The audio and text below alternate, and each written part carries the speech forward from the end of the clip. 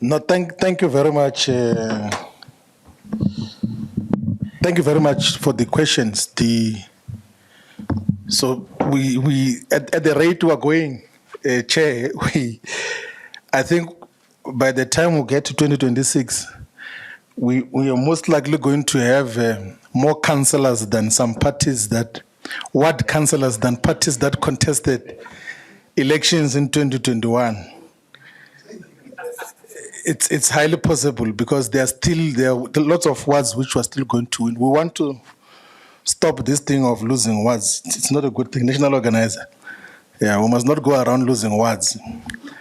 We should always have, because we have got the political and organizational capacity to win wards, all the wards. The people of South Africa support Umkhonto Wesizwe. That is why we have got 6 ward councillors directly elected as Umkhonto Wesizwe councillors, and then we have got 1 PR councillor who was elected in Tabazimbi as part of the generalized elections that took place there. But we have got multiple other councillors who joined Umkhonto Wesizwe as independent councillors, and those who joined from smaller political parties that got to integrate into Umkhonto Wesizwe. We are doing a thorough audit of that. Part of the immediate task of the local government desk will be to collate the exact number of councillors that are members of Umkhonto Wesizwe, because we've got a substantial number. I know in Machabeng, in the Jweleputswa region in the Free State, actually the councillor is even a deputy convener or deputy organizer of the province. I know in Utukela, I know in a variety of other municipalities we've got councillors. I know in Collins Chabane municipality, we've got a ward councillor who is an independent councillor but is a member of Umkhonto Wesizwe. So there's a lot of councillors who are within Umkhonto Wesizwe. That is why highest possibilities that by the time we are not counting those who are councillors but are still serving in other political parties. We're talking those who openly associate with Umkhonto Wesizwe. We've got a substantial number as Umkhonto Wesizwe.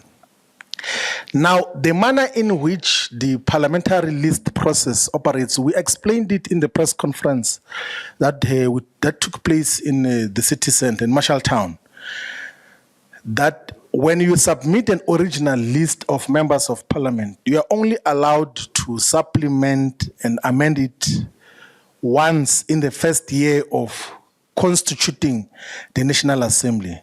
So that is as per a schedule in the Electoral Act. So Umkhonto Wesizwe has exhausted the period within which it can supplement the list to the National Assembly in the given period. Even if we wanted to, we actually had written to the Speaker to say, please allow us to fill the vacancies that occurred. And then she pointed us to that rule. And then in the Chief Whip's forum, our Chief Whip, and I understand with the concurrence of other parties, by the way, it is not only the MK that is affected. There are other parties that have not yet filled the vacancies because they've also exhausted that space. And there was agreement in the Chief Whip's forum that that law is not fair on political parties to have vacancies that last for a very long time. And there was a joint agreement in the Chief Whip's forum that we should approach the court for a declaratory order, because no one was going to oppose approaching the court that let us actually amend that section of the law that says that you can only amend or supplement the list once in a period of 12 months. So as the rules stands and as the Constitution and the Electoral Act stands, we can only supplement the list after the 29th of May, because the elections took place on the 29th of May 2024. And then we will be able to constitute and then fill the 8 vacancies that exist in the National Assembly. We already have submitted the names of the comrades and we have informed them, those who are going to supplement the list of Umkhonto Wesizwe in the National Assembly. So there was no negligence on our part as Umkhonto Wesizwe as it came to voting on the VAT dynamic fiscal framework and proposal. We went full force. We opposed the proposals in the committee. The ANC tried to speak to our public representatives in parliament. They even tried to reach out to the leadership. We told them that we will never agree to a fiscal framework that seeks to increase value-added tax as part of the revenue proposals. And that is our position. But also what we told them in no equivocal terms, we said clearly that we will never support a budget of a so-called GNU. Why would we support a budget to give to John Steenhuisen to deal with land issues? We'll never do that. We will never support a budget to give to representatives of our former oppressors and their representatives whose ideology and politics still want to safeguard those interests, and then we then sit as Mkhonto weSizwe to associate with such. It will never ever happen under no circumstances. But as MK, we have got very comprehensive alternatives as to how do we get to get different revenue streams for the state to sustain its obligations on a constant basis. That we have much more clearly. I think the chair, I don't know if you've dealt with this much more clearly, that we have had, in the statement that we issued after our bilateral with the African Transformation Movement, said that the Secretaries General are going to meet to deal with the modalities. So we don't want to second guess now what will be the outcome of those modalities. But we are going to have those discussions with the ATM. But there's a principal agreement that so votandawonye. That is the principal approach that we're taking.